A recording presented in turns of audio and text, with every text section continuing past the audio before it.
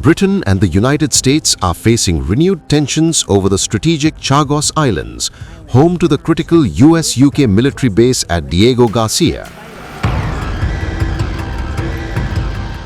Today, Britain's Foreign Minister Yvette Cooper meets US Secretary of State Marco Rubio in Washington as President Donald Trump once again criticizes London's decision to transfer sovereignty of the Chagos Islands to Mauritius. Last year, Prime Minister Keir Starmer agreed to hand over the Indian Ocean Territory while securing a 99-year lease on Diego Garcia to preserve US military operations.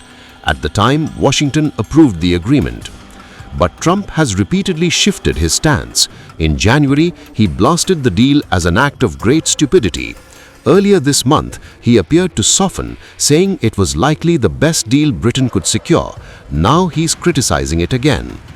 According to The Times, Trump's renewed anger stems from Britain's reported refusal so far to authorize potential US strikes on Iran from Diego Garcia, citing concerns over international law. Under the joint agreement governing the base, Britain must sign off on military operations launched from the island. But the timing is critical. Trump has intensified his rhetoric toward Tehran, warning Iran it has just 10 days to reach a nuclear agreement or face really bad things. The B-2 bombers are incredible. I never understood the B-2 bomber. I'd watch, it's a wing, and I've never quite understood that, Johnny. I'd look at it, I'd say it was beautiful, but what does it do? It carries very big bombs. And it went into Iran, and it totally decimated the nuclear potential. And when it decimated that, all of a sudden we had peace in the Middle East because there was a black cloud hanging over the Middle East.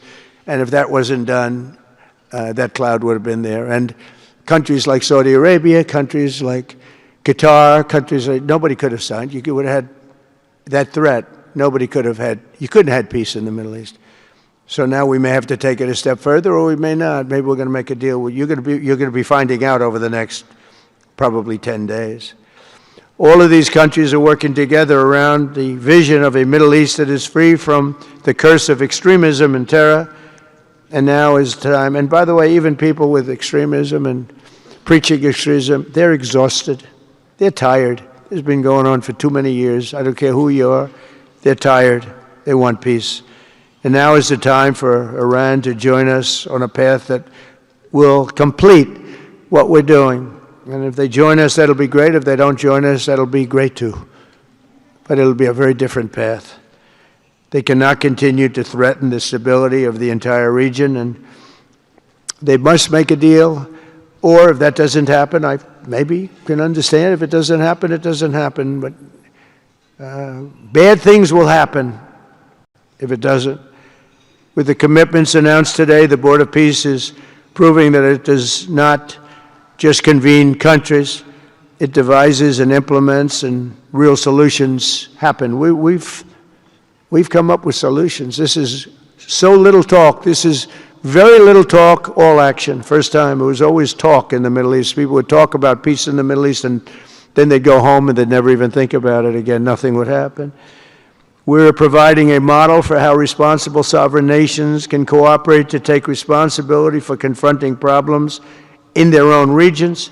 The Board of Peace is showing how a better future can be built, starting right here in this room. And I want to let you know that the United States is going to make a contribution of $10 billion to the Board of Peace.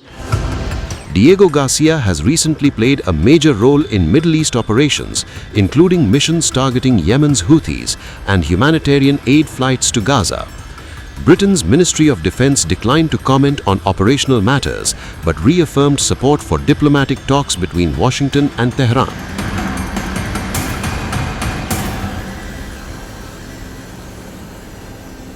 A growing diplomatic rift is unfolding between Washington and London as Prime Minister Keir Starmer blocks President Donald Trump from using British RAF bases for potential strikes on Iran.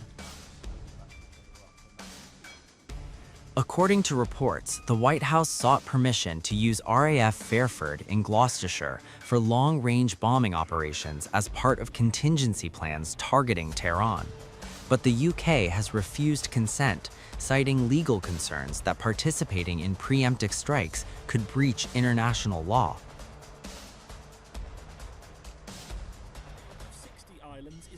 The refusal appears to have triggered President Trump's latest dramatic U-turn on the Chagos Islands deal, the controversial agreement that would transfer UK sovereignty of the archipelago to Mauritius while leasing back the strategic Diego Garcia military base for 99 years at a reported cost of £35 billion.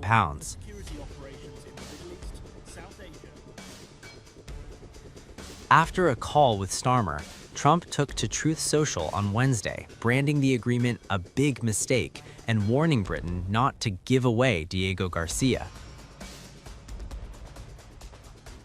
He argued the joint UK-US base could be vital if Iran refuses to agree to a nuclear deal, and suggested it may be necessary to use both Diego Garcia and RAF Fairford to counter what he described as a dangerous regime. Under existing treaty terms, the US does not require formal UK consent to operate from Diego Garcia, only notification. However, it must secure British approval before launching operations from RAF bases on UK soil. According to The Times, Trump's renewed opposition to the Chagos deal was prompted directly by frustration inside the White House over being denied access to British bases for possible strikes on Iran. Meanwhile, the US has been rapidly building its military presence in the Middle East, deploying long-range bombers, refueling aircraft, and carrier strike groups in what officials describe as the largest American buildup in the region since the 2003 Iraq War.